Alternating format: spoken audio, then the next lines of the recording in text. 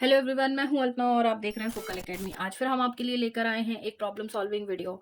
एक बहुत ही common problem जो कि अक्सर ब्लाउज में देखने के लिए मिलती है। बहुत सारे क्वेश्चंस आते हैं कि हमारे शोल्डर्स क्यों गिरते हैं, हम अगर बड़ा गला बनाते हैं तो हमारे ब्लाउज का गला नीचे गिर जाता है, या फिर हमारे मुड्डे फंस रहे होते हैं, या कुछ भी ऐसा प्रॉब्लम जो कि आपके ब्लाउज से रिलेटेड हो और जहाँ पे आपके शोल्डर्स हमेशा बड़ा गला बनाने पे नीचे गिरते हो। तो देखिए, अभी आपके सामने एक ये पैटर्न रखा हुआ है जो कि ड्रॉ करा हुआ है। ये एक ब्लाउज का है जो 40 इंच के सीने का है, और यहाँ पे इनके जो शोल्डर और आर्म होल हमने बॉडी से मेजर करे थे वो 7 इनके शोल्डर आ रहे थे और 7 इनके आर्म होल आ रहे थे, यानी कि 14 इनका शोल्डर आ रहा था और 14 ही इनका मुड्डा आ रहा था। अब इन्हें जो गला चाहिए है वो चाहिए है इन्हें 10 इंच का। तो अब हमें इसमें क्या वेरिएशंस करने होंगे जो कि हम इनका 10 इंच का गला बनाए और इनके शोल्डर्स भी नीचे नहीं गिरे और उसमें कुछ डोरी लगाने की भी हमें जरूरत नहीं पड़े। तो सबसे पहले ये हमारा एक बेसिक पैटर्न है, आप भी इसी तरीके से बनाएं। अगर आप बिगनर हैं तो भी, और अगर आप एक्सपर्ट हैं और उसके बाद भी आपके शोल्डर्स गिरते हैं तो भी आप इसी तरीके से पैटर्न ड्रॉ करें। अब इसमें हम वेरिएशन देखते हैं हमें क्या करना है। तो देखिए, जो भी हमारा बेसिक पैटर्न है वो हमारा ड्रॉ किया हुआ है 7, और 7 हमारा ये आर्म होल और शोल्डर आ रहा है, और हमारी 10 इंच का हमारा सीना आ रहा है। तो अभी हमें सबसे पहले क्या करना है, गला भी हमें 10 इंच का लेना है। तो हमें यहाँ पे ऐसे इंची टेप रखना है, और इसमें हमें क्या करना है, सीधे सीधे हमें इसमें यहाँ पे 2 इंच माइनस कर देना है। यानी कि अभी हमें 5 इंच पे लेना है, बिना मेजरमेंट के नहीं करना है। अगर ये मानिए किसी का 6 होता तो फिर यहाँ पे 4 आ रहा होता है ना, तो अभी हम यहाँ पे इसमें सीधे सीधे हम 2 इंच माइनस कर देंगे। तो यहाँ पे अब हमारा जो नेक की चौड़ाई आएगी वो हमारी इतनी 5 इंच आएगी। तो पहले हम इसे ड्रॉ कर लेते हैं। पहले आप इसे समझ लीजिए कि इसे करना क्या है, ठीक है। तो देखिए, अभी हमने इसको यहाँ पे ड्रॉ कर लिया और ये 2 इंच का हमारा मार्जिन खत्म हो गया।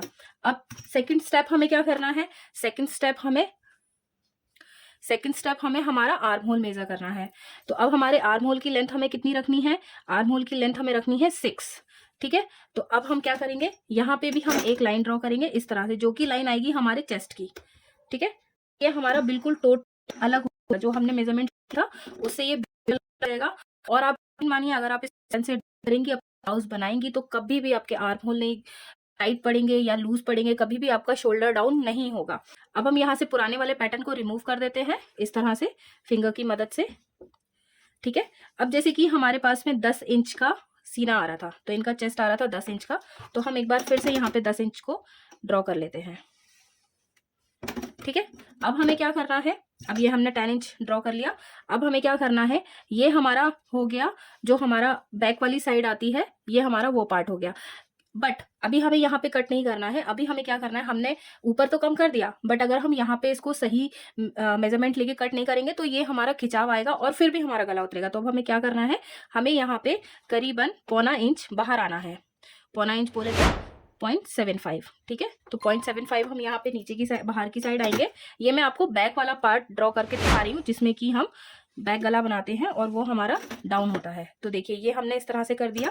अब हमें क्या करना है, जो कि हमने अपने सीने को मार्क करा था 10 इंच, ठीक है, जो कि हमने चेस्ट 10 इंच मार्क करा था। अब हम क्या करेंगे, अब इस 10 इंच में हम सीधे सीधे 1 इंच माइनस कर देंगे, ठीक है। आप ऐसे ही करिए, ये बिल्कुल भी टाइट नहीं होगा, और इसको हम वेस्ट लाइन से इस तरह से कनेक्ट कर देंगे, ठीक।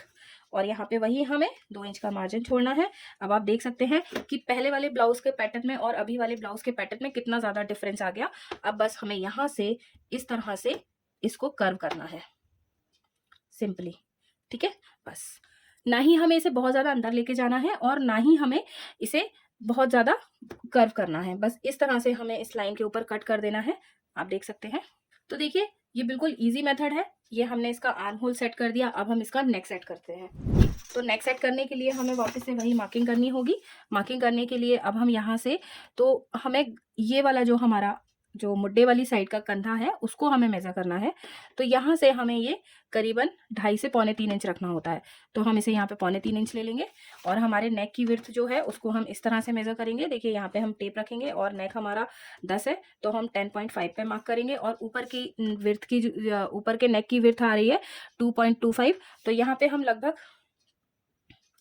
3 इंच का विड्थ रखेंगे इसकी, ठीक है।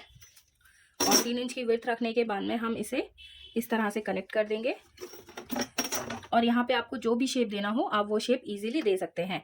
अब हमने जो यहाँ पे 1 इंच कम करा था वो हमारा ये वाली विड्थ कवर कर लेगी। तो यहाँ पे ना ही आपका नेक गिरेगा, ना ही फंसेगा, ना ही आपके शोल्डर गिरेंगे। अगर आपको अभी भी डाउट है तो आप हल्का सा इस तरह से शोल्डर स्लोप भी दे सकते हैं, ठीक है। तो ये आपका एकदम परफेक्ट ब्लाउज कट होगा और अभी आप इसमें आपको कोई भी प्रॉब्लम नहीं आने वाली है। तो अभी के लिए बस मिलते हैं अगले वीडियो में।